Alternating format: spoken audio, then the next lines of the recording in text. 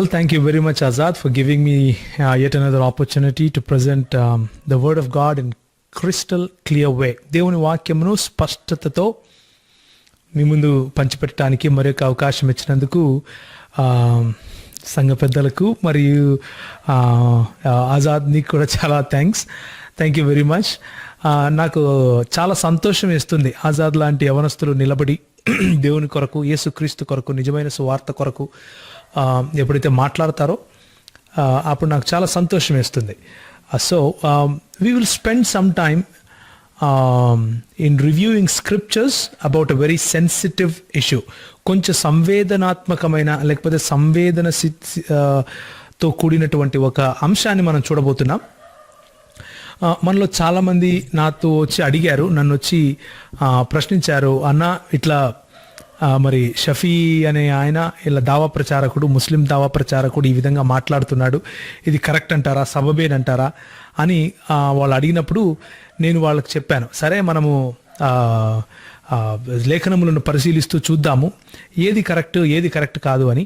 చెప్పే వాళ్ళకేంటి చాలా చెప్తారు, కానీ అది నిజమా కాదా అన్నది లేఖనములను పరిశోధిస్తూ లేఖనములలో ఉన్న మాటలు తెలుసుకుంటే అది మనకు మంచిది అన్నది నా ఉద్దేశం. కనుక ఈ సాయంకాల సమయంలో దేవుని వాక్యము మరి షఫీ ఏ విధంగా అయితే దేవుని వాక్యమును తప్పుగా చిత్రీకరించే ప్రయత్నం చేస్తూ యేసు ప్రభువు తాగుబోతూ అన్నట్లుగా క్రైస్తవులు చిత్రీకరిస్తున్నారు అని చెబుతూనే ఆయన మనసులో ఉన్నటువంటి మాటను దేవుని వాక్యం అంటే బైబిల్ దేవుని గ్రంథం కాదని, మనుషులే రాసుకున్నారని, లేకపోతే యేసు ప్రభువు తాగుబోతూ అన్నట్లు ఆయన మనసులో ఉన్న మాటలను ఆయన ఆ వీడియోలో, మనం చూడబోయే వీడియోలో ప్రకటించినట్లుగా మనం చూస్తాం.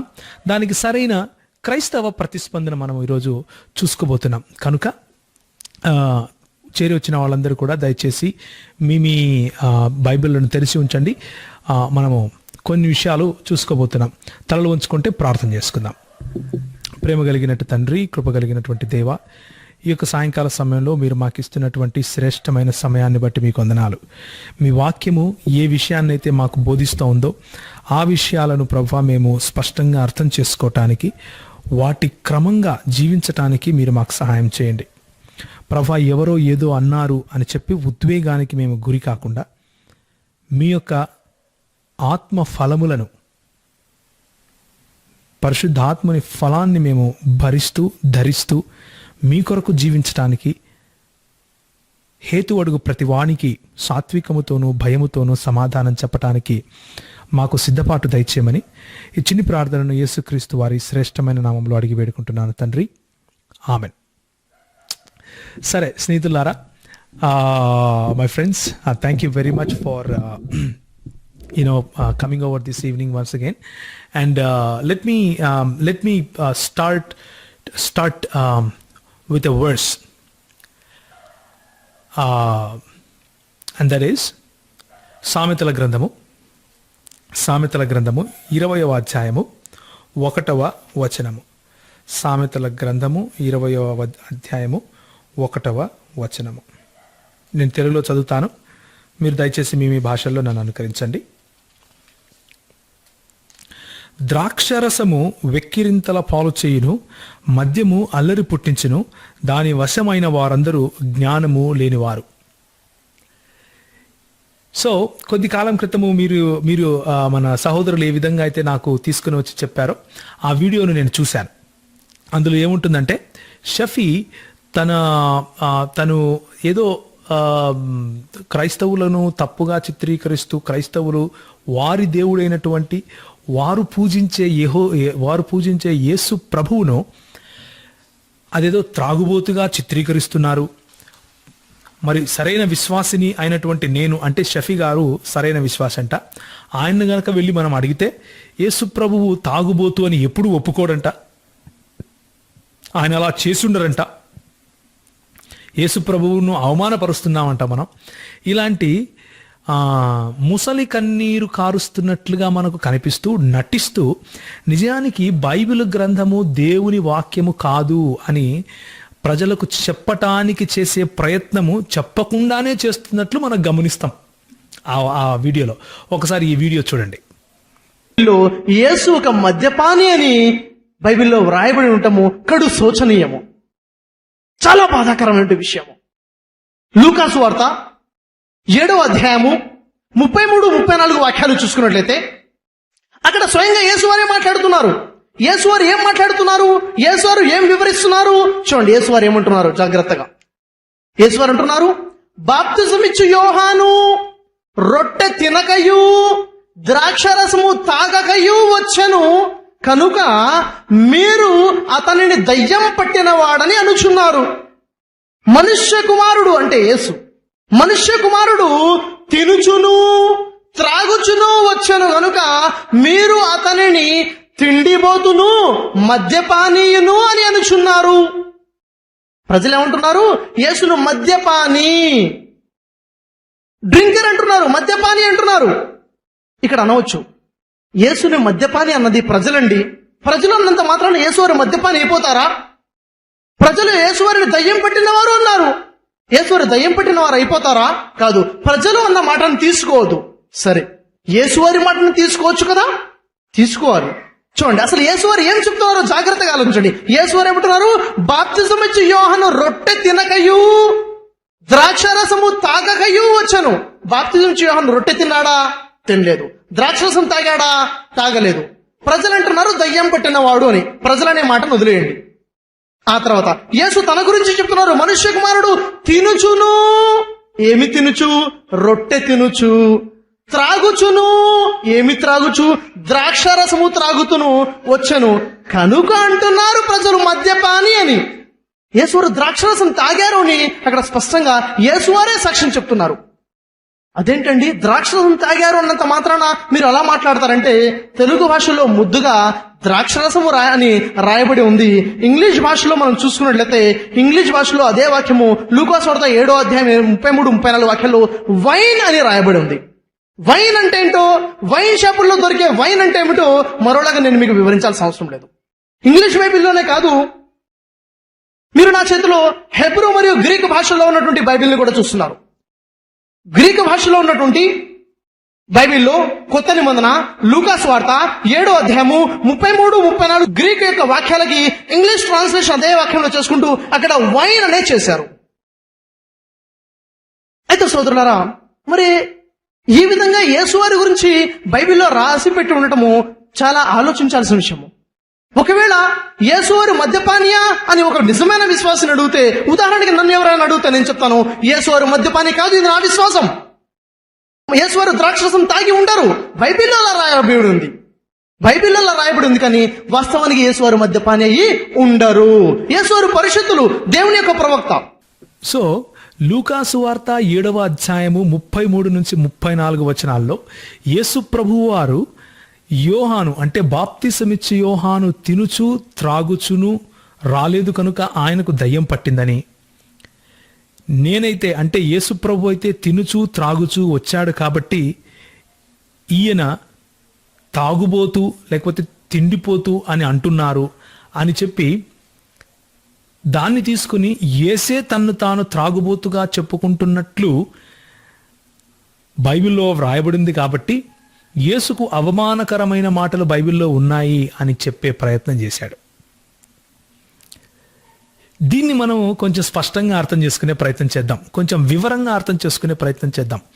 మొట్టమొదటిగా ఏ మెజర్మెంట్ అంటే ఏ కొలతనైతే షఫీ బైబిల్ పైన, యేసు ప్రభువు పైన, క్రైస్తవుల పైన, బైబిల్ పైన, యేసు ప్రభువు పైన, క్రైస్తవుల పైన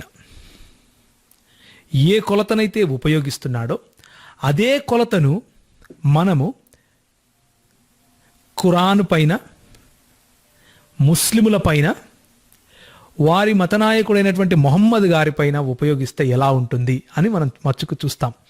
మనకివ్వబడినటువంటి కమాండ్మెంట్, మనకివ్వబడినటువంటి ఆజ్ఞ ఏమిటంటే, మన నిరీక్షణ నిమిత్తము హేతు అడిగే ప్రతి వాడికి సాత్వికముతోనూ భయముతోనూ మనం సమాధానం చెప్పాలి. ఆ సమాధానము ప్రశ్నారూపకముగానైనా ఉండొచ్చు. అవతలివాడు బుద్ధి తెచ్చుకునే విధంగా ప్రశ్నాత్మకమైన సమాధానాలను మనము ఇచ్చే అధికారము స్వాతంత్రము యేసు ప్రభువు తను పాటించిన శైలి ద్వారా మనకిచ్చారు. సో మనం చూసినటువంటి వీడియోలో షఫీ చెప్పేది ఏంటంటే యేసు ప్రభువు తాగుబోతంట, తిండిపోతంట, అలాగని ఆయనే చెప్పుకున్నాడంట. కాబట్టి బైబిల్ గ్రంథంలో ఉన్న యేసుక్రీస్తును చాలా అవమానపరుస్తున్నారు, క్రైస్తవులు అవమానపరుస్తున్నారు అన్నట్లుగా చెప్పుకొస్తూ తన మనసులో ఉన్న మాటనే చెప్తున్నట్లుగా కనిపిస్తూ ఉంది. సో మనం చూసిన వీడియోలో గనక మనం చూస్తే ఎలా ఉంటుంది అంటే యేసు ప్రభువు వారు తాగింది ద్రాక్షరసము అని తెలుగులో చాలా చక్కగా తర్జుమా చేసుకున్నారు. ద్రాక్షరసము అంటే పళ్ళరసం కాదు, ద్రాక్షరసము అంటే వైన్ అని ఇంగ్లీష్లో తర్జుమా చేశారు. వైన్ అనేది ఇంకేదో కాదు, మన వైన్ షాప్లో దొరికే వైన్ ఏంటో మీకు బాగా తెలుసు అంటూ ఆయన చెప్పడం మనం చూస్తాం. అంటే యేసుక్రీస్తు ప్రభువు వారి సమయంలో ఉన్నటువంటి ఆ వైన్ ఈరోజు వైన్ షాపులలో దొరికే వైన్ ఒకటే అంటూ ఆయన చెప్పారు. సో వైన్ అన్న పదాన్ని గనక మనము అక్షరార్థకంగా తర్జుమా చేసి అది ఆల్కహాల్తో కూడిన త్రాగుబోతుతనాన్ని తీసుకొని వచ్చే ఈరోజు మద్యం షాపుల్లో దొరికే ఏ వైన్ అయితే ఉందో అదే వైన్ యేసు ప్రభువు వారు కూడా తాగారు అన్నట్లు షఫీ చెప్తుండటం చాలా ఫన్నీగా ఉంది.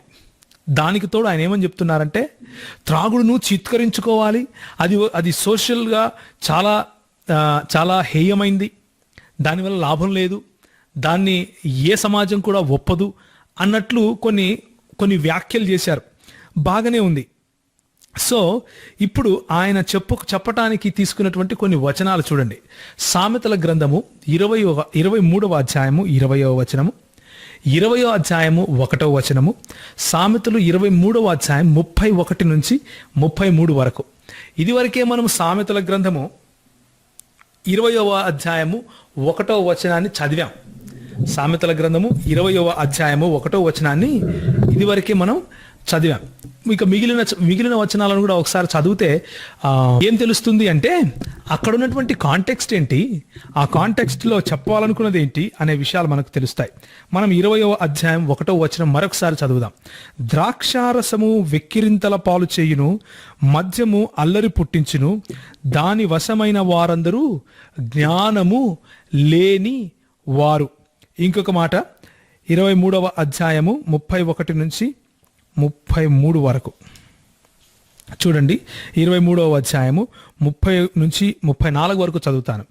చూడండి. ద్రాక్షరసముతో ప్రొద్దుపుచ్చే వారికే కదా, కలిసిన ద్రాక్షారసము రుచి చూడజేరి వారికే కదా అని ప్రశ్న 29లో ఉంటుంది. యాక్చువల్గా ఏముంటుందంటే ఎవరికి శ్రమ, ఎవరికి దుఃఖము, ఎవరికి జగడములు, ఎవరికి చింత, ఎవరికి హేతువులేని గాయములు, ఎవరికి మందదృష్టి అని సామెతల గ్రంథకర్త ప్రశ్నిస్తూ సమాధానంగా ఏం చెప్తున్నాడంటే ద్రాక్షారసముతో ప్రొద్దుపుచ్చు వారికే కదా, కలిపిన ద్రాక్షారసమును రుచి చూచే వారికే కదా అంటూ 32వ వచనంలో త్రాగుట రుచిగానుండగను దాని వైపు చూడద్దు, పిమ్మట అది సర్పమై కరచును, కట్లపాము వలె కాటువేయును, విపరీతమైనవి నీ కన్నులకు కనబడును అంటూ త్రాగుబోతుదనం గురించి, లేకపోతే ప్రొద్దుగూకులు మద్యమును సేవించే వారి గురించి చెబుతూ ఈ మాటలు రాశారు.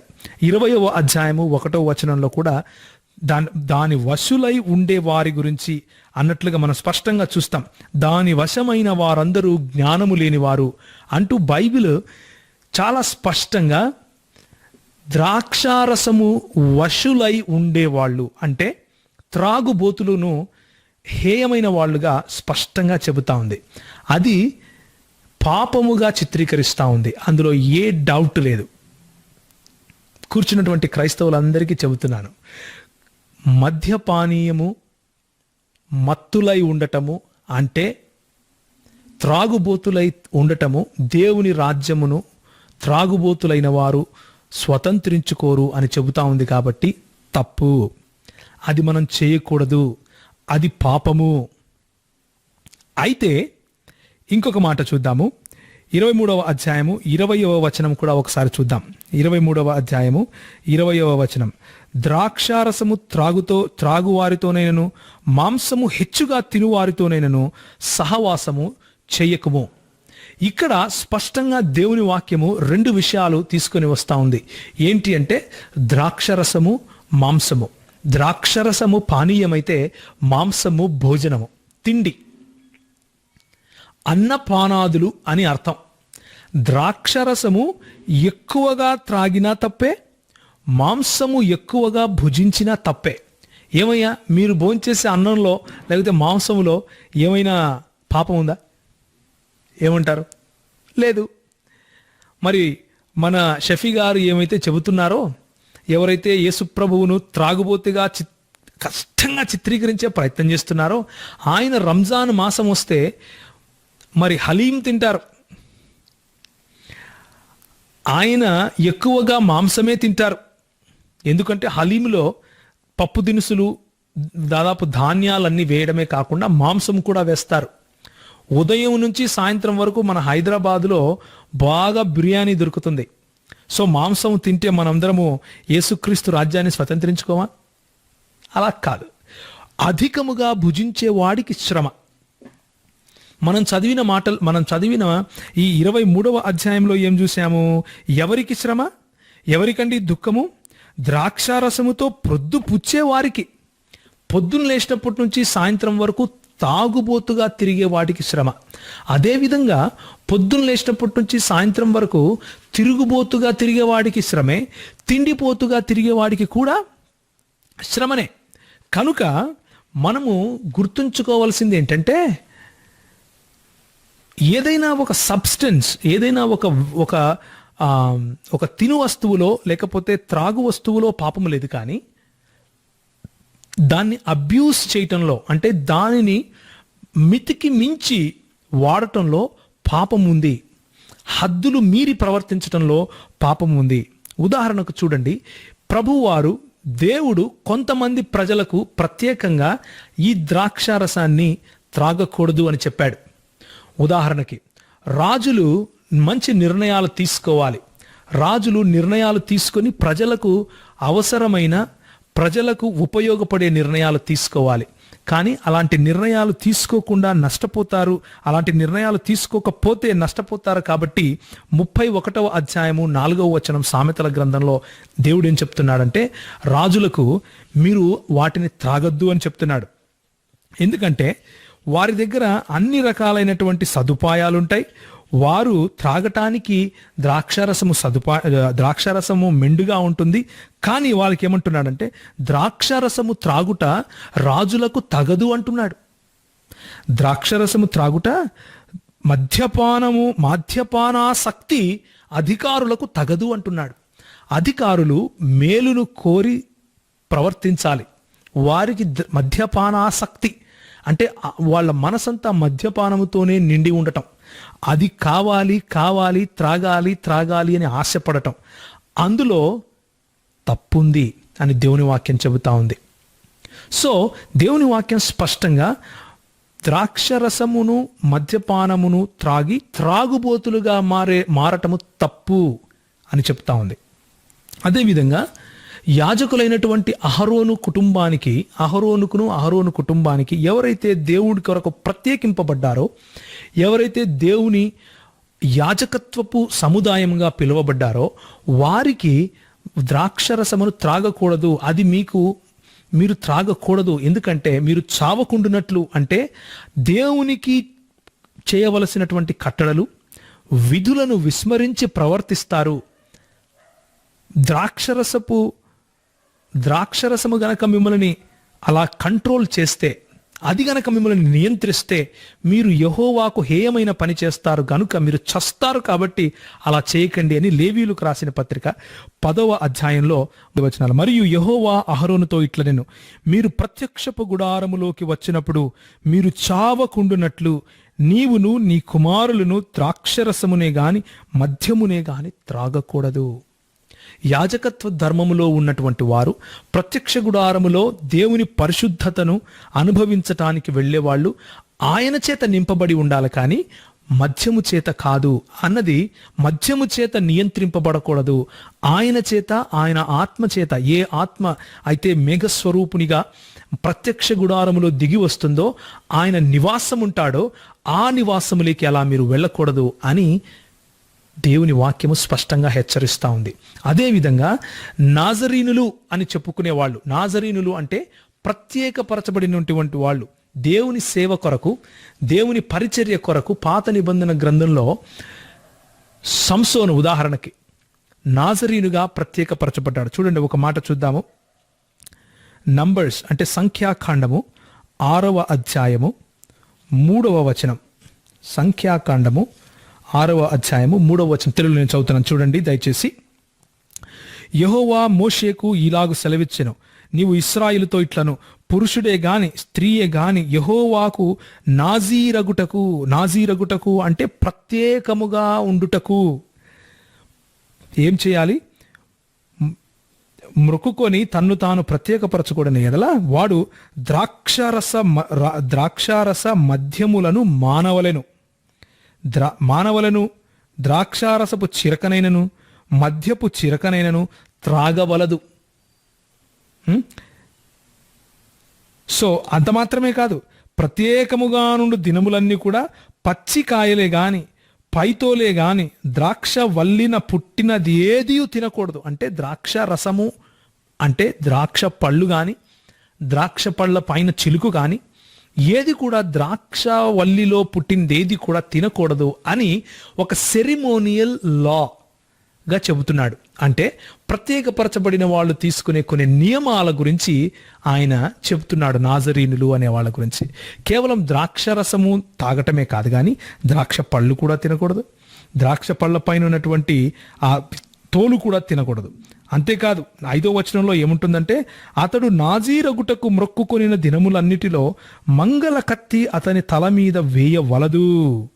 అంటే పైన వెంట్రుకలు కత్తిరించుకోకూడదు, గడ్డము కానీ వెంట్రుకలు కానీ కత్తిరించుకోకూడదు అన్న విషయం కూడా మనం చూస్తాం.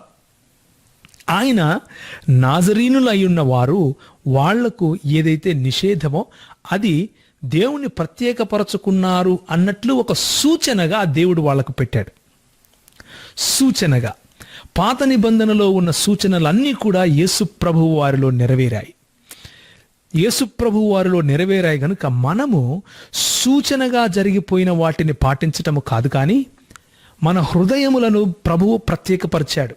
మన హృదయములకు ఆయన సున్నతి చేశాడు. మనము సున్నతి చేసుకొని మంగళకత్తి తల మీద పెట్టుకోకుండా గడ్డాలు పెంచుకొని టోపీలు పెట్టుకొని తిరగవలసిన అవసరము లేదు. మనకు దేవుడు మనల్ని ప్రత్యేకపరిచాడు. ఆయన సబ్బాతుకు ప్రభువు కనుక మనం సబ్బాతును ఆచరించవలసిన అవసరం లేదు. ఆయన నాజరీనులకు సైతము ప్రభువు కనుక మనము నాజరీనుల వంటి వారమై ఉండాల్సిన అవసరం లేదు. మనము ప్రత్యేకపరచబడ్డాం. ఎందుకు? యేసు క్రీస్తునందు ఇవన్నీ కూడా పూర్తయ్యాయి కాబట్టి. కాకపోతే కొంతమంది ముస్లిం సహోదరులు ఏమనుకుంటారంటే, నాజరీనులు అంటే యేసు కూడా నాజరీనే అని అనుకుంటారు. యేసు ప్రభువు నాజరీన్ కాదండి. యేసు ప్రభువు నజరేతు అనే పట్టణంలో పుట్టాడు కాబట్టి నజరేయుడైన యేసు అని పిలుస్తారు, అంతే. నజరేయునికి నాజరీనుకు చాలా వ్యత్యాసం ఉంది. ఇది కూడా ఒక మిస్కన్సెప్షన్. దాన్ని దయచేసి మీరు ఎవరైనా మీకు తగిలి ఇలాంటి మాటలు చెప్తే చెప్పండి వాళ్ళకి.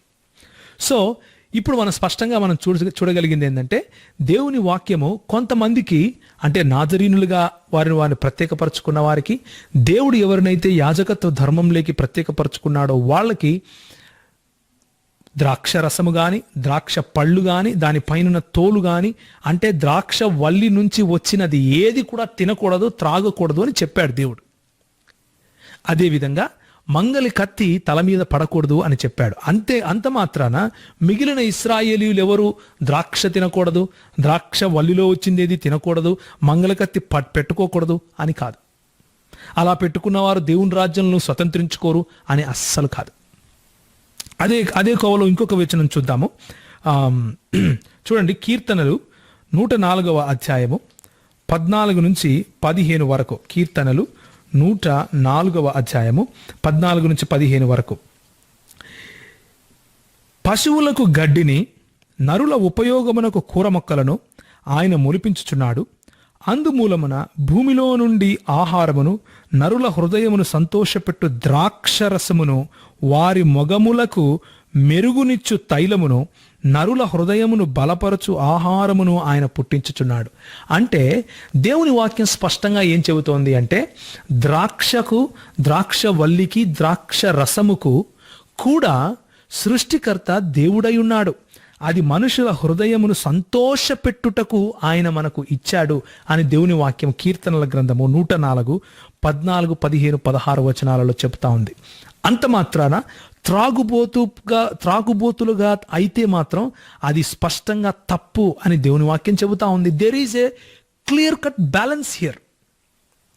అంటే భోజనము చేయటము తప్పు కాదు, కానీ తిండిపోతులు అయితే భయంకరమైన పాపము.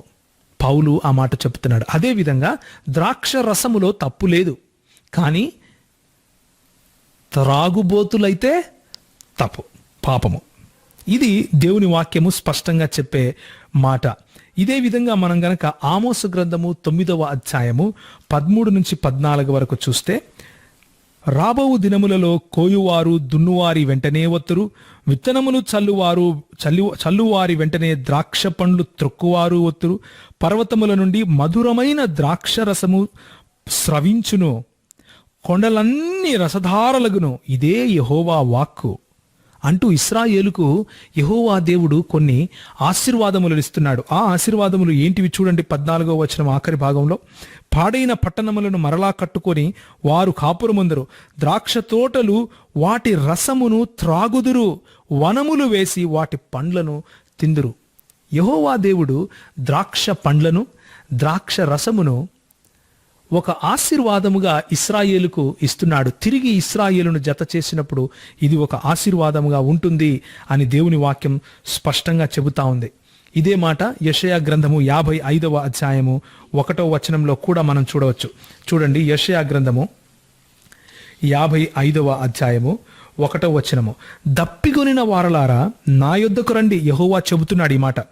రూకలు లేని వారులారా మీరు వచ్చి కొని భోజనం చేయండి. రూకలు లేని వాళ్ళు ఎలా కొంటారు?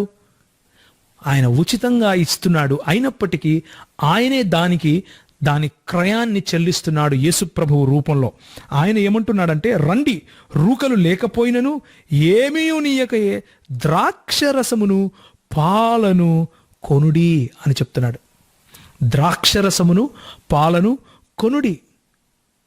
ఈ ద్రాక్షరసమును, ఏ ద్రాక్షరసమునైతే దేవుడు ఇశ్రాయేలుకు రక్షింపబడిన వారికి ఆశీర్వాదకరంగా ఇస్తున్నాడో ఆ ద్రాక్షరసమును షఫీ వంటి వాళ్ళు ఈరోజు వైన్ షాపుల్లో దొరికే వైన్తో పోలుస్తున్నారు. ఇది చాలా భయంకరమైన అపనింద, చాలా భయంకరమైన అపవాదు. దయచేసి షఫీ గారికి చెప్తున్నాను, దయచేసి దేవుని వాక్యాన్ని వక్రీకరించకండి. దేవుని వాక్యము ద్రాక్షరసమును వర్జితం చేయలేదు.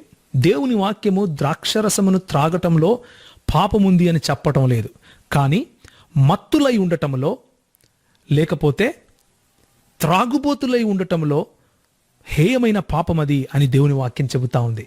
There is a fine balance in God's word. ఏ విధంగా అయితే దేవుని వాక్యము భోజనము చేయటంలో తప్పు లేదు, కానీ అమితంగా మాంసమైన ఏదైనా సరే భుజిస్తే పాపం అని చెబుతా ఉందో అదే మాట ద్రాక్షరసానికి కూడా అది చెబుతా ఉంది. ఉదాహరణకు ఇంకొక మాట చూడండి, చాలా స్పష్టంగా డ్యూటిరానమీ అంటే ద్వితీయోపదేశ కాండము 15వ అధ్యాయము 24 నుంచి 26 వరకు కనుక మనం చూస్తే, అక్కడ దేవుని వాక్యం ఏం చెబుతా ఉందంటే, ఎవరైతే దేవుని మందిరానికి దూరంగా ఉండే కారణంగా వెళ్ళలేకపోతున్నారో, దూరంగా ఉండే కారణంగా దేవుని మందిరాన్ని చేరుకొని అక్కడ ఆయన ఇచ్చే ఆనందమైన అనుభూతిని పొందలేకపోతున్నారో వారిని ఉద్దేశిస్తూ దేవుని వాక్యం ఏం చెబుతా ఉందంటే, చూడండి, మార్గము దీర్ఘముగా ఉన్నందున, ఇది 14వ అధ్యాయము 24 నుంచి నేను చదువుతున్నాను. ద్వితీయోపదేశ కాండం 14వ అధ్యాయం. మార్గము దీర్ఘముగా ఉన్నందున అనగా యెహోవా తన నామమునకు నివాస స్థానముగా ఏర్పరచుకొని స్థలము మిక్కిలి దూరముగా ఉన్నందున నీవు వాటిని మోయలేని ఎడల ఏంటివి? నీ సామాన్లు. ఓకే, నీ ద్రాక్షరసములో గాని, చూడండి 22వ వచనం నుంచి గనక చదివితే ఇంకొంచెం స్పష్టత వస్తుంది.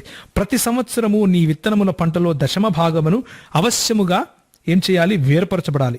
నీ దినములన్నిటిలో నీ దేవుడైన యెహోవా నీవు భయపడ నేర్చుకున్నట్లు నీ దేవుడైన యెహోవా తన నామమును నివాస స్థానముగా ఏర్పరచుకునే స్థలమున ఆయన సన్నిధికి నీ పంటలో గాని, నీ ద్రాక్ష రసములో గాని, నీ నూనెలో గాని 10వ వంతును, నీ పశువులలో గాని, గొర్రె మేకలలో గాని తొలుచూలు వాటిని తినాలి, త్రాగాలి. అది దేవుడు ఇశ్రాయేలు ప్రజలకు ఒక సెరిమోనియల్ ఆజ్ఞగా ఇచ్చాడు. అంటే ఒక ధర్మపరమైన, మతపరమైన ఒక ఆజ్ఞగా ఇచ్చాడు. నేటి క్రైస్తవులకు అది లేదు. ఎందుకంటే ఇవన్నీ కూడా యేసు ప్రభువులో సంపూర్ణమయ్యాయి కనుక. అయినప్పటికీ 24 గనక చూస్తే, వీటన్నిటినీ ఒకవేళ నువ్వు మోయలేకపోతే, దూరంగా ఉంది కాబట్టి, నీవు వాటిని మోయలేని ఎడల నీ దేవుడైన యెహోవా నిన్ను ఆశీర్వదించినప్పుడు, ఎప్పుడైతే నువ్వు సక్షమముగా మారిపోతావో, అంటే నువ్వు వీటిని అఫోర్డ్ చేయగలుగుతావో, అప్పుడు వాటిని వెండికి మార్చి, అంటే వాటిని అమ్మి వెండిగా చేసుకొని నీ దేవుడైన యెహోవా ఏర్పరచుకొని స్థలమునకు వెళ్ళి, నీవు కోరు దేనినైనను, ఎద్దులకేమి, గొర్రెలకేమి, ద్రాక్షరసముకేమి, మద్యముకేమి, నీవు కోరు దానికి ఆ వెండినిచ్చి అక్కడ నీ దేవుడైన యెహోవా సన్నిధిని భోజనము చేసి, నీవును నీ ఇంటి వారును నీ ఇంట నుండి లేవీయులను సంతోషింపవలెను అని దేవుని వాక్యము ఇశ్రాయేలుకు సెలవిస్తా ఉంది. ఇశ్రాయేలు వారికి దేవుని వాక్యం ఇచ్చే సెలవు ఏంటంటే, మీరు అంత దూరము కనుక ప్రయాణం చేసి వెళ్ళి చెయ్యలేకపోతే, ఇవన్నీ మోసుకొని వెళ్ళలేను అని అనుకుంటూ ఉంటే, మీకు ఒక మంచి ఉపాయం చెబుతున్నాను. అదేంటంటే, వెళ్ళండి, మీ దగ్గర ఉన్న వాటిని అమ్మేసి వెండిగా చేసుకోండి. ఆ వెండినిచ్చి ఒక పశువును కానీ, ద్రాక్షరసాన్ని కానీ, మద్యాన్ని కానీ కొనండి. దేవుడు మిమ్మల్ని ఆశీర్వదించే ఆ ప్రదేశంలో కూర్చోండి. మీ ఇంటిల్లాదులు లేవీయులతో సహా కూర్చొని సంతోషించండి అని దేవుని వాక్యము ఇశ్రాయేలీయులకు సెలవిస్తూ ఉంది. దేవుని వాక్యం చెప్పే దాంట్లో సిగ్గుపడవలసిన అవసరం మాకేమీ లేదు. దేవుని వాక్యము చెప్పేదానిని తూచా తప్పకుండా తీసుకోవడంలో క్రైస్తవులకు ఏ ఇబ్బంది లేదు. దేవుని వాక్యం ఇంతవరకు మనం చూసుకున్నటువంటి దానిలో ఉన్న సత్యం, మనం నేర్చుకున్న సత్యం ఏంటంటే, నంబర్ 1, దేవుడు ద్రాక్షరసమును ఇశ్రాయేలు ప్రజలకు ఒక ఆశీర్వాదంగా ఇచ్చాడు. ఇశ్రాయేలు ప్రజలను అదే ఆశీర్వాదాన్ని దుర్వినియోగం చేసుకోకుండా మత్తులై ఉంటే, లేకపోతే త్రాగుబోతులై ఉంటే అది మీకు పాపము అని చెప్పాడు. అదేవిధంగా దేవుడు ఇశ్రాయేలు ప్రజలకు పాలు తేనెలు ప్రవహించే కనాను దేశం ఇచ్చాడు. పాడి పంటలు పుష్కలంగా ఇచ్చాడు. ఆ పాడి పంటలను దుర్వినియోగం చేసుకుని అధికంగా తిండిపోతులైతే తప్పు అని చెప్పాడు. దేవుని వాక్యము ఈ రోజుకు కూడా స్పష్టంగా ఇదే మాట మనకు చెబుతా ఉంది. ఇప్పుడు వచ్చిన సమస్య ఏంటంటే, షఫీ గారికి అర్థం అవ్వట్లేదు. ఏమని? ఇశ్రాయేలు సాంస్కృతికంగా యేసు ప్రభువు వారు పుట్టక ముందు ఎన్నో వేల సంవత్సరాల నుండి పస్కా బలి సమయంలో మరి రొట్టెను, ద్రాక్షరసమును వాళ్ళు భుజించి త్రాగుతారు. అదే పని యేసు ప్రభువు వారు చేశారు. చేస్తూ సంఘానికి ఒక మాట చెప్పి వెళ్ళారు, ఎప్పుడెప్పుడు మీరు కూడతారో అప్పుడప్పుడు నన్ను గుర్తు చేసుకుంటూ, ఇది మీ కొరకు నేను చిందించిన రక్తముగా ఈ ద్రాక్షరసాన్ని తీసుకోండి, మీ కొరకు విరువబడినటువంటి నా శరీరముగా దానికి సాదృశ్యంగా ఈ రొట్టెను తినండి అని చెబుతూ వెళ్ళారు. కనుక నేడు బార్ షాపులో లేకపోతే మద్యము అమ్మే షాపులో దొరికే వైన్, ఆ రోజు యేసుప్రభు వారు ఇచ్చిన వైన్ ఒకటే అని చెప్తే వినటానికి మా చెవులలో పువ్వులు లేవయ్యా. దానికేమైనా రుజువు ఉందా నీ దగ్గర? దానికేమైనా నువ్వు చూపించగలవా రుజువు? చూపించలేవు. అంత మాత్రాన ఒకవేళ రుజువు చూపించినా కానీ మాకు ఇబ్బంది లేదు. ఎందుకు లేదు అంటే, దేవుని వాక్యము ఇశ్రాయేలీయులకు ఏదైతే ఆశీర్వాదకరంగా ఇచ్చిందో, దేవుని వాక్యములో దేవుడు ఇశ్రాయేలీయులకు ఆశీర్వాదకరంగా ఇచ్చినటువంటి ఆ ద్రాక్షరసమును యేసు ప్రభువు తీసుకున్నంత మాత్రాన ఆయనకేంటి నష్టం? ఏ నష్టము లేదు. మాకెక్కడైనా క్రైస్తవులకు ఆజ్ఞ ఉందా మీరు మద్యము తాగాల్సిందే అని? లేదు. మాకు స్వతంత్రత ఉంది. దేవుని వాక్యం ఇలా సెలవిస్తూ ఉంది. చూడండి, మొదటి తిమోతికి రాసిన పత్రిక 5వ అధ్యాయము 23వ వచనం. మొదటి తిమోతి 5:23. చూడండి, ఇక్కడ పౌలు పరిశుద్ధాత్మ ప్రేరేపణ చేత ఈ విధంగా రాస్తున్నాడు. ఏమంటున్నాడంటే, ఇక మీదట నీళ్లే త్రాగక నీ కడుపు జబ్బు నిమిత్తము తరచుగా వచ్చు బలహీనతల కోసరము ద్రాక్షరసమును కొంచెముగా పుచ్చుకొనుము. అంటే నీకు ద్రాక్షరసము గనక మెడిసినల్గా ఉపయోగించుకోవాలి అంటే, నీ కడుపులో ఉన్న జబ్బును క్యూర్ చేసుకోవటానికి ఉపయోగించు. ఒక క్రైస్తవునికి ఈరోజు దగ్గుమందు తాగితే ఏ ఇబ్బంది లేదు, అందులో ఆల్కహాల్ ఉన్నా కానీ. ఒక క్రైస్తవుడు ఈరోజు అలోపతి కానీ హోమియోపతిలో కానీ ఆల్కహాల్ కలిపినటువంటి మందు అంటే ఔషధాన్ని తిన్నంత మాత్రాన మనకు ఏ గిల్ట్ లేదు. ఎందుకు? దేవుని వాక్యము ఆ పదార్థంలో పాపం లేదు, కానీ దాని దుర్వినియోగంలో పాపం ఉంది అని దేవుని వాక్యం చెబుతా ఉంది. ఎక్కడ చెబుతా ఉంది? చూడండి, నాతో పాటు తీయండి. ఎఫెసీయులకు రాసిన పత్రిక 5వ అధ్యాయము 18వ వచనము. ఎఫెసీయులకు రాసిన పత్రిక 5వ అధ్యాయము 18వ వచనం. ఇక్కడ స్పష్టంగా మనకు తెలుస్తుంది, మరియు మద్యముతో మత్తులై ఉండకుడి, దానిలో దుర్వ్యాపారము కలదు, అయితే ఆత్మపూర్ణులై ఉండుడి. ఆత్మపూర్ణులై ఉండుడి అంటే ఆత్మ మిమ్ములను నియంత్రించులాగున దానితో నింపబడి ఉండండి. అదేవిధంగా మద్యము మిమ్మల్ని నియంత్రించేలాగున మద్యముతో నింపబడి ఉండకండి అని దేవుని వాక్యం సెలవిస్తూ ఉంది. అంతేగాని మెడిసినల్గా గనక మనకు ఉపయోగపడే ద్రాక్షరసమును తీసుకుంటే అది మనకు పాపము కాదు. ఇది బైబిల్ మనకు చెప్పే స్పష్టమైన స్పష్టీకరణ. ఏంటి? దేవుని వాక్యం ఈ విధంగా సెలవిస్తూ ఉంది. ఇశ్రాయేలులో కొందరిని ఏర్పరచుకున్న వారిని దేవుడు వాళ్లకు ద్రాక్ష గాని, ద్రాక్ష తోలు గాని, ద్రాక్ష తీగ నుంచి వచ్చిన ఏది కూడా తినకూడదు, త్రాగకూడదు అని చెప్పాడు. అందులో నాజరీనులు మరియు అహరోను కుటుంబమైనటువంటి యాజక సమాజం ఉంది. ఇప్పుడు అదే విధంగా అదే బైబిలు ద్రాక్షను, ద్రాక్ష రసమును ఒక ఆశీర్వాదంగా ఇశ్రాయేలుకు ఇస్తున్నట్లుగా దేవుడు చెబుతున్నాడు. ఆ ఆశీర్వాదకరమైన ద్రాక్ష రసము రెండు కూడా అమితముగా దాన్ని సేవించి మత్తులై లేకపోతే త్రాగుబోతులై ఉంటే మాత్రం అది పాపము అని దేవుని వాక్యం సెలవిస్తూ ఉంది. సో ఇక్కడ మనకు బ్యాలెన్స్ స్పష్టంగా ఉంది. అదేవిధంగా నూతన నిబంధనలో ఉన్నటువంటి మనకు త్రాగాల్సిందే అన్న కమాండ్మెంటు లేదు. అదేవిధంగా జబ్బు పడి ఉంటే ద్రాక్షరసము చేత ఆ జబ్బు బాగవుతుంది అంటే దాన్ని త్రాగటంలో ఇబ్బంది లేదు. ఇది మనకున్నటువంటి స్వాతంత్రం. ఈ స్వాతంత్రాన్ని మనం ఎక్కడ చూస్తాము అంటే మొదటి కొరింథీయులకు రాసిన పత్రిక 6వ అధ్యాయము. మొదటి కొరింథీ, ఈ విషయాన్ని కూడా మన షఫీ గారు తీసుకుని వక్రీకరించినట్లుగా మనం చూస్తాం. అయితే బైబిల్లో 1వ కొరింథీ 6వ అధ్యాయము 9 నుండి 11 వాక్యాలు చదివితే, మద్యపాని దేవుని రాజ్యానికి వారసుడు కానేరాడు. మరి బైబిల్ ఎక్కడ ఎలా చిత్రీకరించిందంటే, యేసువారు ఏ స్థితికి దిగజాచారంటే, యేసువారు దేవుని రాజ్యానికి వారసుడు అవడానికి కూడా అర్హత లేని విధిగా ఇక్కడ చిత్రీకరించినట్టుగా మనకు కనబడుతుంది. మరొక విషయం చూస్తున్నట్లయితే, సమాజంలో ఎవరైనా ఒక వ్యక్తి తను తాగి చెడిపోతున్నాడంటే ఏమోలే తాగాడు చెడిపోయాడు అతని ఇష్టం అన్నట్టుగా వదిలేస్తాం. ఎవరైనా ఒక వ్యక్తి తను తాగడమే కాకుండా ప్రజలను కూడా తాపుతున్నాడు అంటే, ప్రజలను కూడా చెడగొడుతున్నాడు అంటే ఒకసారి ఆలోచించండి. ఇలాంటి విషయమే యేసువారి పట్ల ఉన్నట్టుగా బైబిల్లో విషయం మనకు కనబడుతుంది. ఉదాహరణకి అది ఎలాగంటే, యోహాను సువార్త 2వ అధ్యాయము 3 నుండి 10 వాక్యాలు చదివినట్లయితే అక్కడ యేసువారు తన శిష్యులతో పాటు ఒక వివాహపు విందుకు వెళ్తారు. వివాహపు విందుకు హాజరవడం జరుగుతుంది. ఆ విందులో ద్రాక్షరసము తయారు చేసి, అంటే వైన్ తయారు చేసి ప్రజలందరికీ తాపుతూ ఉంటారు.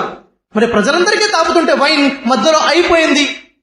వైన్ అయిపోయినప్పుడు అక్కడ యేసువారి తల్లి నుండి మరియా యేసువారి దగ్గరికి వచ్చి అక్కడ తెలియచేసింది, అక్కడ వైన్ అయిపోయింది, ద్రాక్షరసం అయిపోయింది అన్న విషయం తెలియచేసినప్పుడు యేసువారు అంటారు, ఇక్కడ ఉన్నటువంటి బాణలలో నీళ్లతో నింపుము అని చెప్పినప్పుడు అక్కడ ప్రజలందరూ కూడా బాణలలో అన్ని నీళ్లతో నింపడం జరుగుతుంది.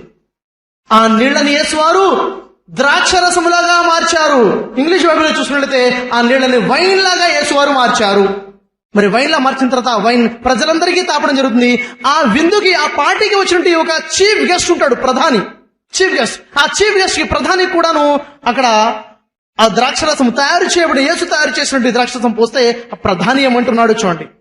అతను ద్రాక్షరసం తాగి ఏమంటున్నాడు? యోహాను సువార్త 2వ అధ్యాయము 10వ వాక్యం చూసినట్లయితే ఆ ప్రధాని అంటున్నాడు, పెళ్లి కొడుకును పిలిచాడు. పెళ్లి కొడుకుతో అన్నాడు, ప్రతివాడును తన విందులో ముందు మంచి ద్రాక్షరసము పోసి ప్రజలందరూ మత్తుగా ఉండినప్పుడు, అంటే ద్రాక్షరసం తాగితే ఏమొస్తుంది?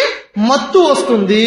ప్రజలందరూ మత్తుగా ఉండినప్పుడు జబ్బు ద్రాక్షరసము పోస్తాడు, కానీ నువ్వు మాత్రం ఇదివరకే మంచి ద్రాక్షరసము ఉంచుకుని ఉన్నావని చెప్తున్నాడు.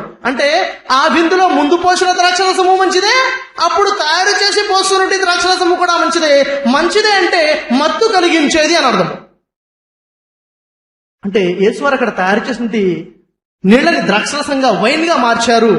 ఆ వైన్ మత్తు కలిగించే వైన్ అని ఈ విధంగా యేసువారి పట్ల నింద మోపడం. నేనంటాను ఇది నిందని. పరిశుద్ధుడని యేసు ఇలాంటి కార్యం చేసి ఉంటారంటే నా యొక్క విశ్వాసం యేసువారు ఇలా చేసి ఉంటారు. యేసువారు ఇలాంటి కార్యం చేసి ఉంటారు. ఆజ్ఞ అతిక్రమమే పాపము. ద్రాక్షరసం తాగకూడదని ఆజ్ఞలు ఉన్నాయి, ఆజ్ఞ అతిక్రమం పాపం. ఇలాంటి పాపం యేసువారు చేసి ఉండరు, కానీ యేసువారు చేశారు అనే వాక్యాలు బైబిల్లో మనకు కనబడుతున్నాయి. ద్రాక్షరసం తాగారని, ద్రాక్షరసం తయారు చేసి ప్రజలు తాపారని యేసువారు నీళ్లని వైన్లా మార్చారు. కాబట్టి ఈరోజు పాశ్చాత్య దేశాల్లో మనం చూసుకున్నట్లయితే వైన్ నీళ్లలాగా తాగేస్తున్నట్టుగా, మద్యం ఏరులై పారుతున్నట్టుగా మనం చూస్తున్నాం. ఈ వీడియోలో షఫీ గారు ఏమంటున్నారంటే, మద్యపానము చేసిన వారు దేవుని రాజ్యాన్ని స్వతంత్రించుకోరు, అయినా యేసు ప్రభు మద్యపాని అని దేవుని వాక్యం చెబుతా ఉంది, లేకపోతే బైబిల్ చెప్తా ఉంది, కాబట్టి ఆయన దేవుని రాజ్యాన్ని కూడా స్వతంత్రించుకోడు అన్నట్లుగా బైబిల్ చెప్తా ఉంది, లేకపోతే క్రైస్తవులు ఆ విధమైన ప్రచారం చేస్తున్నారు అంటూ ఆయన విడ్డూరమైన మాటలు మాట్లాడటం చాలా శోచనీయంగా ఉంది. ఎందుకు అంటే ఇక్కడ మద్యపాని అని లేదండి. చూడండి స్పష్టంగా, అన్యాయస్తులు దేవుని రాజ్యమునకు వారసులు కానేరని మీకు తెలియదా?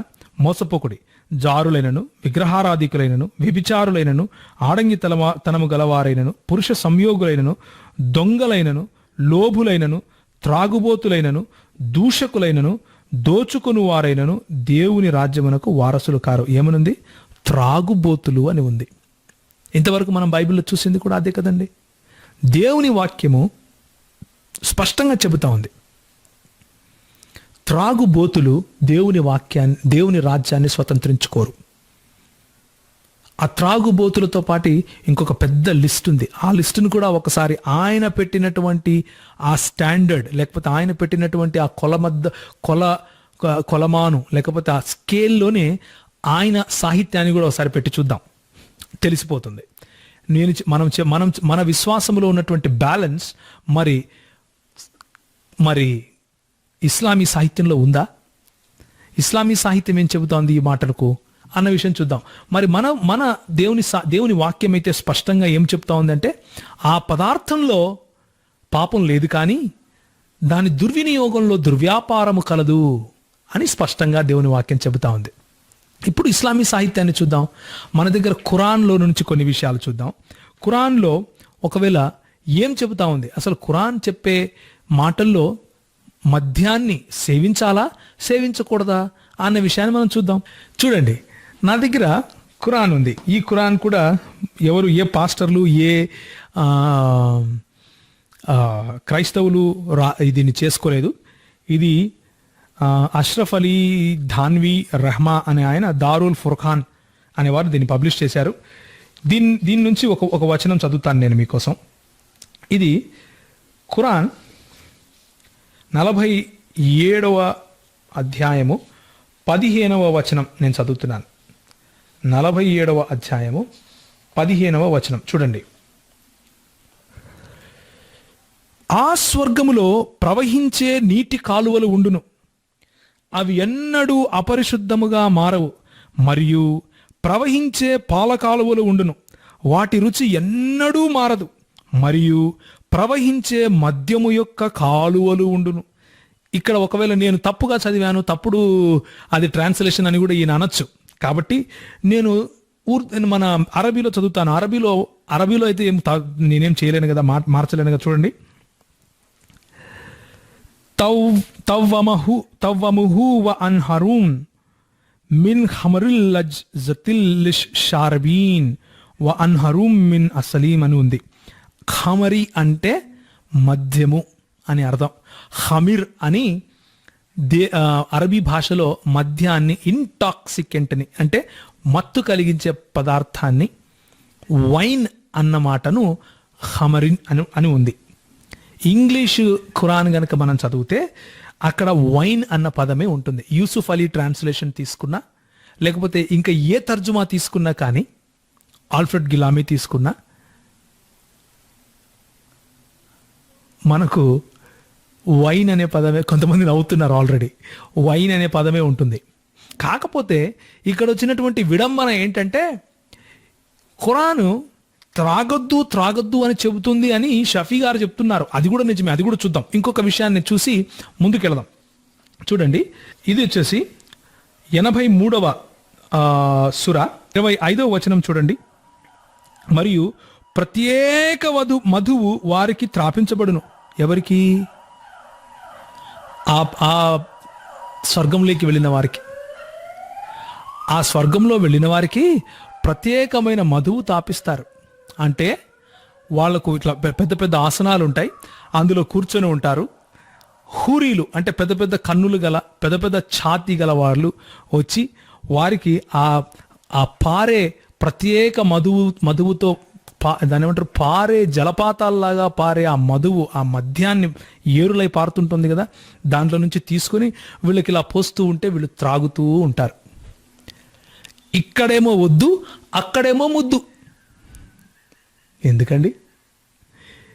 ఇక్కడేమో వద్దు, తాగొద్దు, అక్కడికి వెళ్తే మాత్రం అదే పని. పొద్దున్నుంచి సాయంత్రం వరకు త్రాగుతూనే ఉంటారు. పొద్దున్నుంచి సాయంత్రం వరకు త్రాగితే మనం ఏం చూసాం? 23వ అధ్యాయం సామెతల్లో శ్రమ అని చూసాం. శ్రమ అని చూసాం. జాగ్రత్త పడాలి. మరి ఖురాన్ పోనీ ఈ విషయంలో ఖురాన్ స్పష్టతనేమైనా ఇస్తా ఉందా అని చూస్తే అలా కూడా కాదు. 5వ అధ్యాయము 90వ వచనం తీయండి. 5వ అధ్యాయము 90వ వచనం తీయండి. ఓ విశ్వాసులారా, మద్యము, జూదము మరియు అల్లాయేతర నామస్థానములు, జోస్యము ఇవన్నీ చెడుగల సైతాన్ కార్యములు. అంటే మద్యం తాగడం సైతాన్ కార్యం. కానీ పైకి వెళ్తే మద్యమే తాపిస్తుంటే అంటే పైన ఎవరున్నట్లు? షఫీ గారు చెప్పాలి, నాకేం తెలుసు. మద్యము తాగడము సైతాన్ కార్యము. షఫీ గారు నిజమైన ముస్లింగా చనిపోతే, అల్లాహ్ కరుణ ఆయన పైన ఉంటే ఆయన పరలోకంలోకి వెళ్తాడు. అక్కడ మాత్రం వెళ్ళినప్పటి నుంచి మద్యమే తాగుతాడు. సో అది ఎవరి స్థానము, ఎవరి కార్యము? షఫీ గారు చెప్తే సరిపోతుంది. ఈ సుర మరి వెలుగులో మాకు తెలియదు కదా, మీరే చెప్పాలి. 2వ అధ్యాయము 219. 2వ అధ్యాయము చూడండి. జనులు మీతో మద్యము గురించి, జూదము గురించి అడుగుచున్నారు. మీరు తెలియజేయండి, ఆ రెండిట్లో లాభం కన్నా నష్టం అధికంగా ఉంది, మరియు ఘోర పాపములు అవి అయ్యున్నాయి. ఇక్కడేమో పాపమంట, అక్కడేమో పుణ్యమంట. ఎందుకండి? మద్యము వద్దు అని కొన్ని వచనాలు చెప్తున్నాయి, అదే మద్యాన్ని ఏరులై పారతాయి అంటూ ఇంకొన్ని వచనాలు చెప్తున్నాయి. బైబిల్ స్పష్టతనిస్తా ఉంది. ఏమని? ద్రాక్షరసములో పాపము లేదు, ద్రాక్షరసమును దుర్వ్యసనముగా గనక చేసుకుంటే అది ఒక పెద్ద పాపము, దుర్వ్యాపారము అని చెబుతా ఉంది. ఖురాన్ మాత్రం అలా కాకుండా, మరి షఫీ గారు పెట్టిన స్టాండర్డే, మనం పెట్టుకున్న స్టాండర్డ్ కాదు.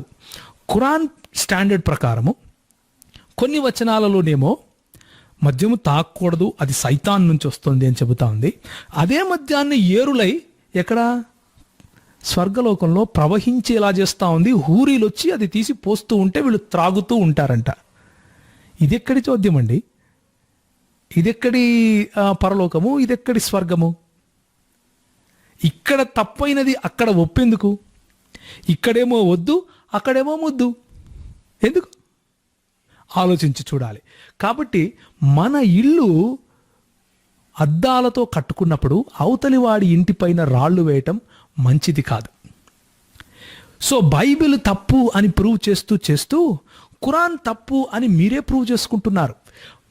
బైబిల్లో మద్యము సేవించవచ్చు అని రాసుంది కాబట్టి బైబిల్ తప్పు అనేది మీ స్టాండర్డ్ అయితే, ఖురాన్లో చనిపోయి పరలోకం వెళ్ళిన తర్వాత అక్కడ మద్యము ఏరులై పారుతుంది అని చెబుతూ ఉంటే ఖురాన్ కూడా తప్పే కదా మీ స్టాండర్డ్ ప్రకారం. నేను అనటం లేదు. ఆలోచించాలి. ఇంకొక మాట, యేసుప్రభువును త్రాగుబోతుగా బైబిల్ మరియు ఎవరు క్రైస్తవులు చెబుతున్నారు అంటూ ముసలి కన్నీరు కారుస్తున్నట్లుగా మనం చూస్తాం. అది నిజమా అన్న విషయం గనక చూస్తే, అదే స్టాండర్డ్ గనక అందరి ప్రవక్తలకు పెడితే, మరి యేసుప్రభువు వారిని ఒక ప్రవక్తగా చూస్తూ, అయ్యో ప్రవక్త అలా త్రాగి ఉండడు, ఎప్పటికీ త్రాగడు, నన్ను ఒక మంచి విశ్వాసిని గనక అడిగితే నేను మాత్రం త్రాగలేదని చెబుతాను అంటూ బుకాయించే షఫీ గారు మరి దీనికి ఆన్సర్ చెప్పాలి. ఏమని? మొహమ్మద్ గారు ప్రవక్త కదా మీకు, ఆయన చేసినవన్నీ మీరు చెయ్యాలి, ఆయనను అనుసరించాలి, ఆయన ఏ విధంగా చేతులు కడుక్కుంటే ఆ విధంగా చేతులు కడుక్కోవాలి, ఏ విధంగా తలదువ్వుకుంటే ఆ విధంగా తలదువ్వుకోవాలి, ఏ విధంగా ఆయన తన రోజువారీ కార్యాలు చేశాడో అదే విధంగా మీరు చేయాలి అంటూ హదీసులు మీకు నేర్పించేవన్నీ తూచా తప్పకుండా పాటించే మీరు మరి దీనికి సమాధానం చెప్పాలి. దేనికి? చూడండి, మరి ఏ కొలతనైతే మీరు బైబిల్ పైన క్రైస్తవుల పైన ఆపాదిస్తున్నారో అదే కొలతను గనక మీ పైన మీరు ఆపాదించుకుంటే, చూడండి, సాహీ ముస్లిం వాల్యూమ్ నెంబర్ 6, ఇది ఇమాం ముస్లిం రాశాడు. క్రైస్తవ పాస్టర్లు లేకపోతే ఇవాంజలిస్టులు లేకపోతే మిషనరీలు రాసుకోలేదు. అబ్దుల్ హమీద్ సిద్దికీ అనే ఆయన దీనిని ఇంగ్లీష్లో తర్జుమా చేశాడు. ఇక్కడ విడ్డూరం ఏంటంటే, చూడండి, చాప్టర్ 9 దీని హెడ్డింగ్ ఏంటంటే పర్మిసిబిలిటీ టు యూజ్ వైన్ అని ఉంది. అంటే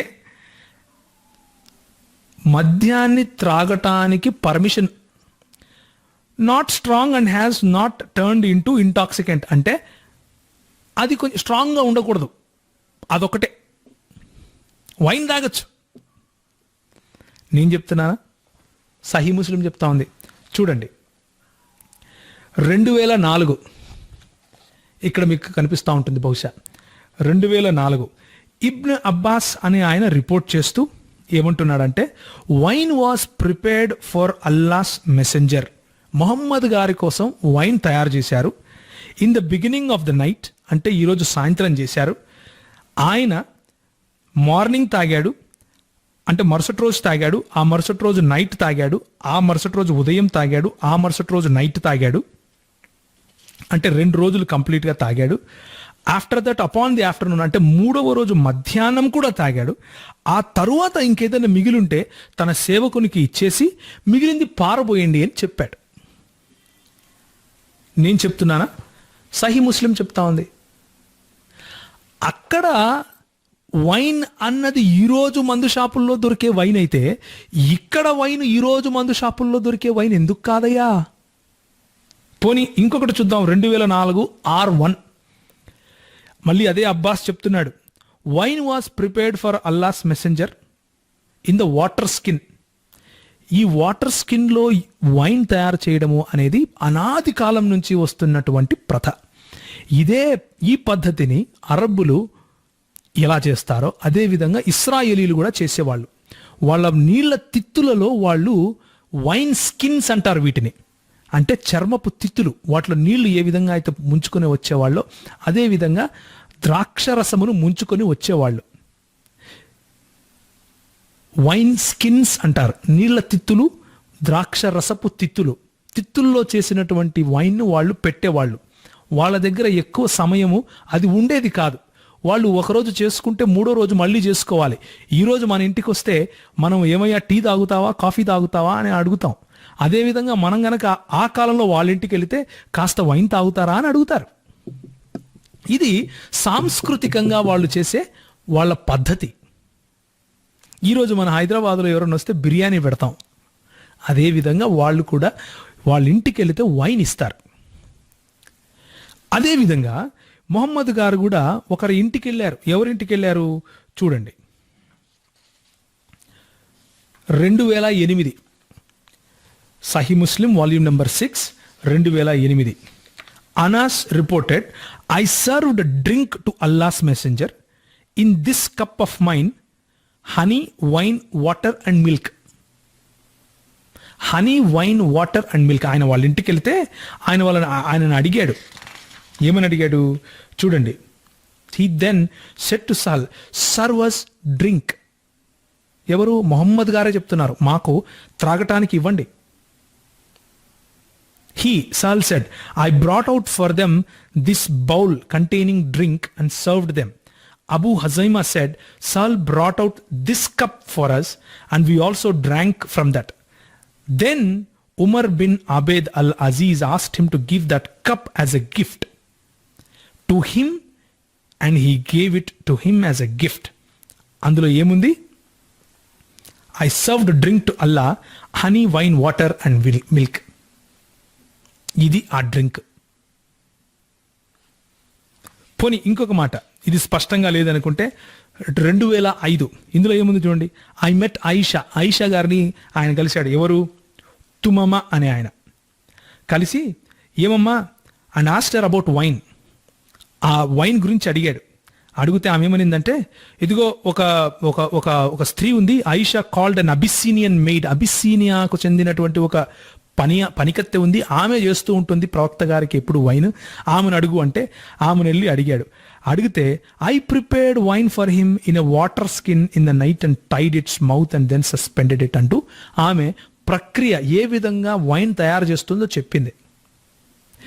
దీన్నే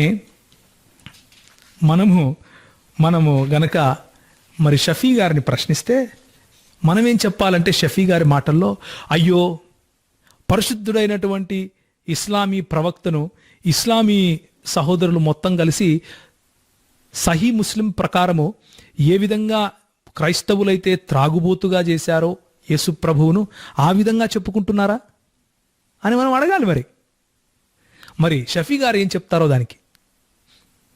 ఏ విధంగా అయితే బైబిలు యేసు ప్రభువును త్రాగుబోతు అని చెబుతూ తప్పైపోయిందో, మరి మొహమ్మద్ గారి గురించి రాసినటువంటి సహీ ముస్లిం మరియు ఖురాన్లు తప్పైపోవాలి. మరి అది షఫీ గారి విఘ్నతకు వదిలేస్తున్నాను.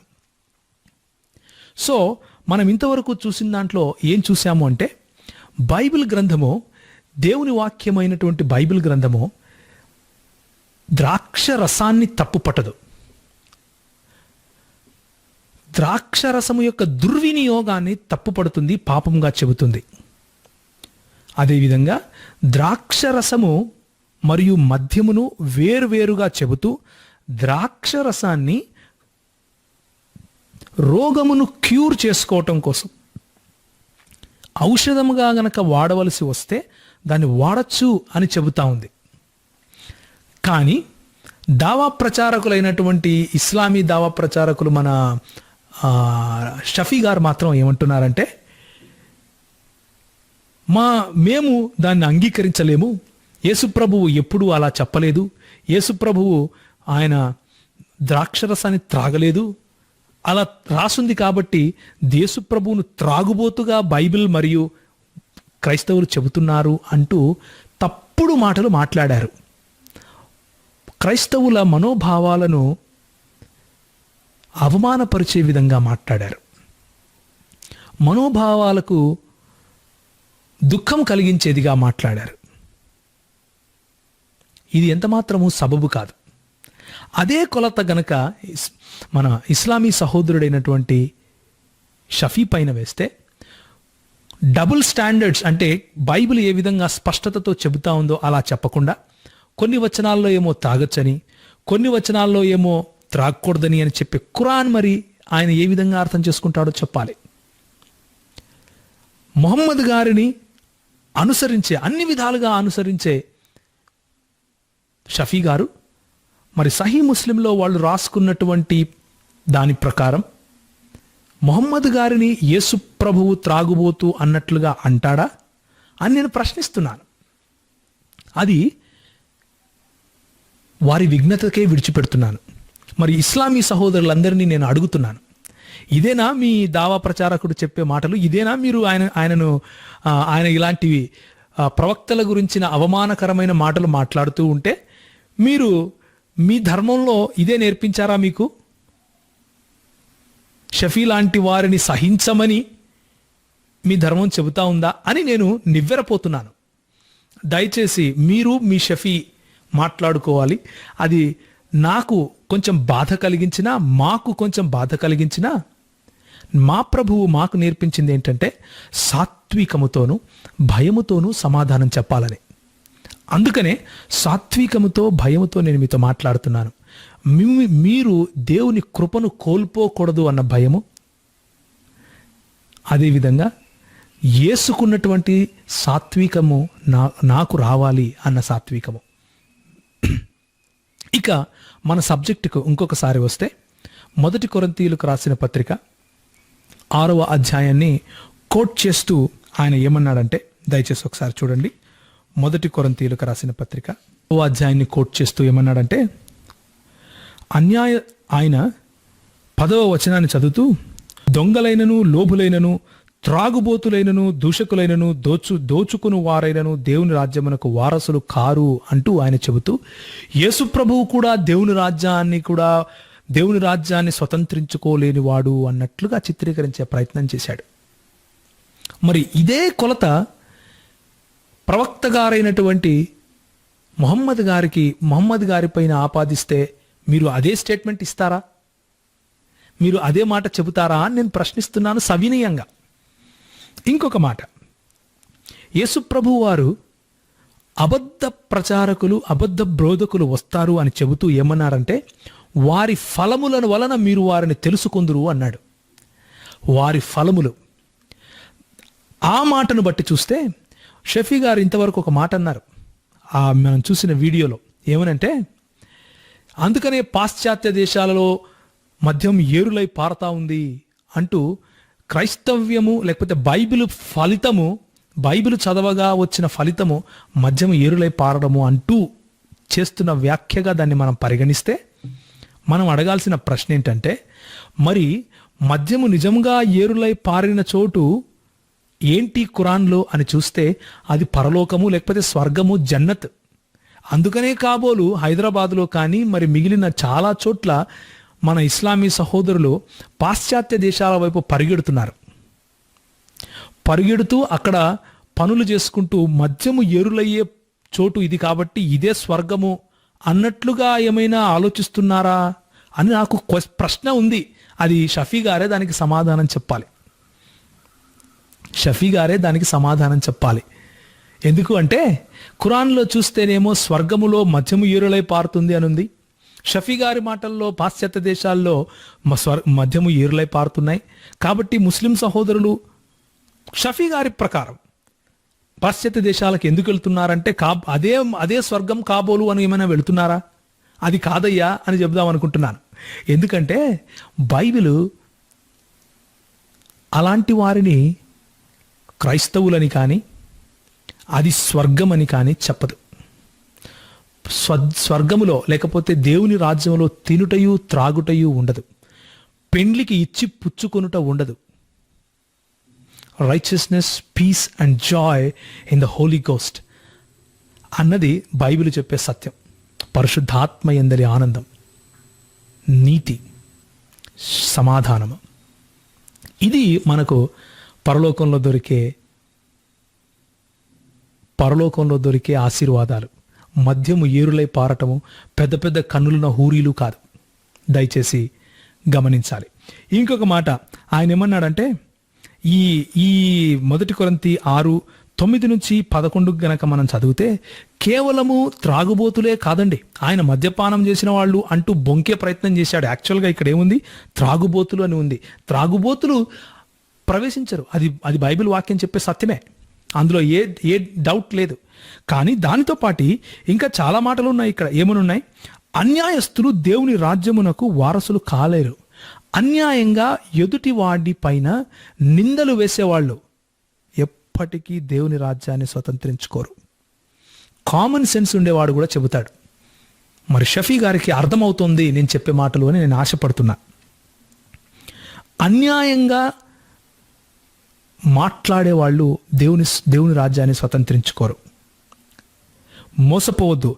జారులైనను, విగ్రహారాధకులైనను, వ్యభిచారులైనను, ఆడంగితలము గలవారైనను, పురుష సంయోగులైనను, దొంగలైనను, లోభులైనను, త్రాగుబోతులైనను, దూషకులైనను, దోచుకొను వారైనను దేవుని రాజ్యమునకు వారసులు కాలేరు. నువ్వు దోచుకొని నీ రాజ్యం కడుతున్నావా? నీ మతాన్ని దోచుకున్న సొమ్ముతో కట్టావా? నువ్వు దేవుని రాజ్యాన్ని స్వతంత్రించుకో. షఫీ గారికి తెలుసు నేను ఎవరి గురించి మాట్లాడుతున్నాను. దోచుకున్న సొమ్ముతో నీ మతాన్ని కట్టుంటే నీవు దేవుని రాజ్యాన్ని స్వతంత్రించుకోలేవు. 2, దూషకులు, ఎదుటివాణ్ణి దూషించే స్వభావం గనక ఉంటే నీవు దేవుని రాజ్యాన్ని స్వతంత్రించుకోవు. త్రాగుబోతులు, ఈ విషయం ఆల్రెడీ చూసాం. దొంగలు అంటే ఎవరో తీర్థయాత్రలకు వెళుతూ ఉంటే వాళ్ళను కొట్టి వాళ్ళ సొమ్ము తీసుకోవడాన్ని దొంగతనం అంటాం. అలా దొంగతనం గనక నువ్వు చేసుంటే దేవుని రాజ్యాన్ని స్వతంత్రించుకో.